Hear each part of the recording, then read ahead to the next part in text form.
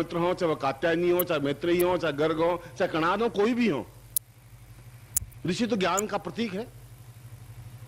इसलिए छांदोग्योपनिषद में स्पष्ट रूप से कहा कि जीवन प्रेम के माध्यम से भी व्यक्त हो सकता है, साधना प्रेम के माध्यम से भी हो सकती है, यदि आप प्रेम की पराकाष्ठा तक पहुंचे, क्योंकि वह अपने आप में संपूर्ण विषय है।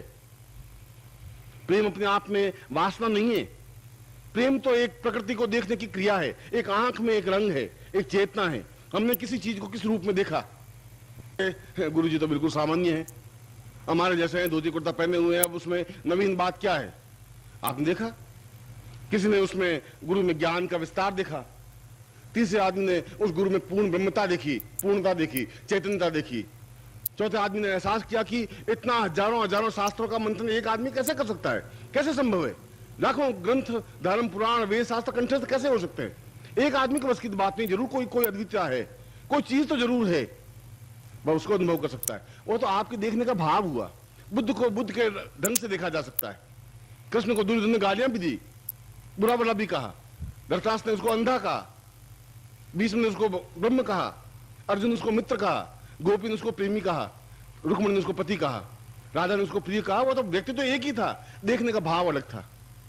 आपके आंख का भाव क्या है, यह देखने की क्रिया अलग है। और उपनिषद एक ही बात कह रहा है कि आपकी आंख कितनी निर्मल है, उससे आप पहचाने कि आपका जीवन क्या है। जब आपकी आंख घटिया है तो घटिया ढंग से जीवन को देख सकते हैं, फिर आप में उच्चता नहीं आ सकती। आपकी आंख ही घटिया है क्योंकि घटिया ढंग से जन्म लिया, घटिया ढंग से रहे, आपको कोई ज्ञान की चेतना देने वाला मिला ही नहीं, कोई गुरु नहीं मिल पाया, और मिला भी तो आप बिल्कुल पास में से निकल गए। तुम्हारे जीवन की विडंबना है। हमारा जीवन पूरा जीवन का एक पथ है, रास्ता है। मैं चल रहा हूं और आप पास में खड़े खड़े टुकुर टुकुर देख रहे हैं, मैं अपने रास्ते पर चला गया। एक चूक गए, एक जीवन का क्रम चूक गए। मिले और पांव पकड़ ले, पांव पकड़ ले, छोड़े नहीं, यह जीवन होना चाहिए। दूसरा है जीवन का कोई भी क्षण, इस क्षण में भी एक सेकंड बाद तुमने मुझे देखा और अपने जीवन में उतारा और हमेशा के लिए उतार दिया, फिर तुम्हारी आंख में आंसुओं के अलावा कुछ नहीं रह पाएगा। और आंसू तो जीवन का एक सौभाग्य की बूंदे हैं, हर एक के बस की बात नहीं है। राक्षसों के आंसू नहीं आ सकते, दुष्ट व्यक्तियों के आंसू आ ही नहीं सकते, कुत्तों के और बदमाशों के आंसू नहीं आ सकते। जो भक्त है, जिसकी आंख में करुणा है, दया है, प्रेम है, छलछलाहट है, उसकी आंख में आंसू आ सकते हैं, उसके हृदय में वेदना आ सकती है, उसके सीने में चीत्कार हो सकती है, वह एहसास कर सकता है। ऐसा जीवन जीवन कहलाता है। ऐसे जीवन में वह चाहे पौरुषवान हो, चाहे क्षमतावान हो। जब उद्धव आए कृष्ण को लेने के लिए और जब राधा से अलग हुए कृष्ण, उस समय का वर्णन रसखान ने बड़ा सुंदर किया है। रसखान ने कहा कि कृष्ण बोले नहीं, राधा भी नहीं बोली। राधा ने एक क्षण के लिए कृष्ण को देखा और कृष्ण ने अपनी आंख में बहुत छोटी सी बूंद, पानी की छोटी सी बूंद आई और उन बूंद के माध्यम से उस राधा को देखा और मुड़ करके रवाना हो गए और बहुत कुछ कह दिया जो कुछ कहना था, और बहुत कुछ सुन लिया राधा ने जो कुछ सुनना था। एक पानी की झिलमिट बीच में रही, एक पर्दा सा बना और उस पर्दे में अपनी बात सब कुछ कह दी। राधा ने नहीं कही, कृष्ण ने नहीं कही, उस पानी की बूंद ने कह दी, उस आंसू की झिलमिलाहट ने कह दी, वो चादर ने कह दी जो बंधनवार सजी हुई थी आंख के राधा के बीच में। वह तो एक प्रतीक है राधा और कृष्ण का, यह प्रतीक है गुरु और शिष्य का। यह तो हृदय और आत्मा की एक चेतना, वेदना है और विस्तार है। उसी भावना को कल में जो ये मैं आप गुरु साक्षात्कार प्रयोग संपन्न करवा रहा हूं, गुरु को अपने अंदर उतारने की क्रिया को बता रहा हूं, उसके पीछे यह कि तुम्हारा जीवन तुम्हारे हाथ में दे सकूं। यह जीवन तो मेरा है, तुम्हारा जीवन तुम्हारा नहीं है, यह तुम अपने जीवन को मुझे दे सको। क्योंकि अभी तक तुम्हारा जीवन तुम्हारे हाथ में रहा ही नहीं। या तुम्हारे पिता की धरोहर रही, या तुम्हारी माँ की पूंजी रही, या तुम्हारी पत्नी का धरोहर रही। तुम्हारे पास कोई जीवन नहीं है। अगर तुम सब कुछ देखो तुम्हारे पास तुम्हारा कुछ है ही नहीं। शरीर दिया हुआ तुम्हारे माँ बाप का दिया हुआ है, पैसा समाज का दिया हुआ है, तुम्हारी पूंजी कुछ नहीं है। तुम्हारी जब पूंजी कुछ नहीं है तुम उस पूंजी को ले जा ही नहीं सकते। जो तुम्हारी चीज नहीं तुम्हें कैसा ले जा सकते हो? अपने साथ नहीं ले जा सकते। न शरीर ले जा सकते हो, न धन ले जा सकते हो, न दौड़ ले जा सकते हो। जो तुम्हारी चीज होगी वही ले जा सकोगे, और यह ज्ञान तुम्हारी धरोहर होगी, उसके माध्यम से तुम उस ज्ञान को ले जा सकते हो।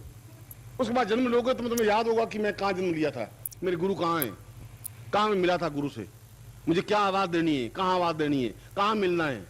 और जब तुम्हें होश आएगा, ज्ञान आएगी 5 साल बाद, 6 साल बाद, तो सीधा वहां जाकर मिल सकोगे, वापस कड़ी जोड़ सकोगे। जहां जितना पढ़ा है, जितनी सीढ़ियां चढ़ चुकी है, उससे आगे सीढ़ियां चढ़ोगे।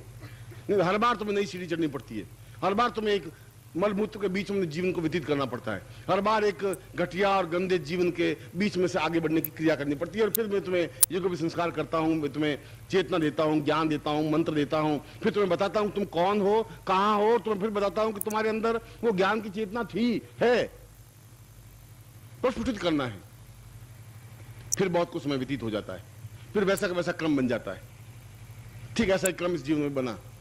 इसलिए जीवन में गुरु की जरूरत है, जीवन को पकड़ने के लिए, जीवन को समझने के लिए, जीवन को अपने अंदर उतारने के लिए, पिछले जीवन को देखने के लिए, आगे के जीवन में पहुंचने के लिए, और जीवन में आनंद अनुभव करने के लिए, किसी के सामीप्यता प्राप्त करने के लिए। कोई हमारा है, यह एहसास मामूली बात नहीं है। कोई हमारा धरोहर है, कोई हमारा चिंता रखने वाला है, कोई हमारा रखवाला है जो हमें रक्षा कर सकता है।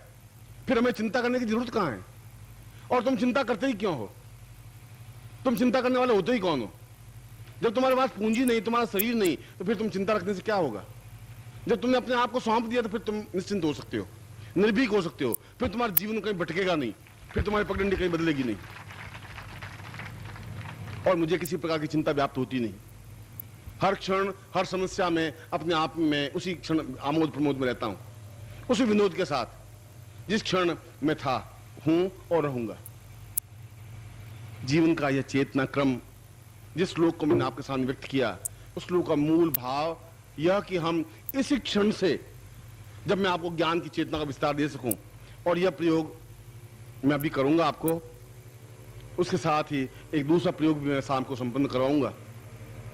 यह गुरु साक्षात्कार प्रयोग है, गुरु प्राणस चेतना प्रयोग है, गुरु को अपने अंदर उतारने की क्रिया का प्रयोग है। उस प्रयोग को तो संपन्न करवाऊंगा ही, आपकी आंख के माध्यम से उतरने की, उस मंत्र के माध्यम से भी प्रयोग संपन्न करवा रहा हूं। आपके सामने जो पैकेट है, उस पैकेट की सामग्री आप बाहर निकाल दें। नमस्कार।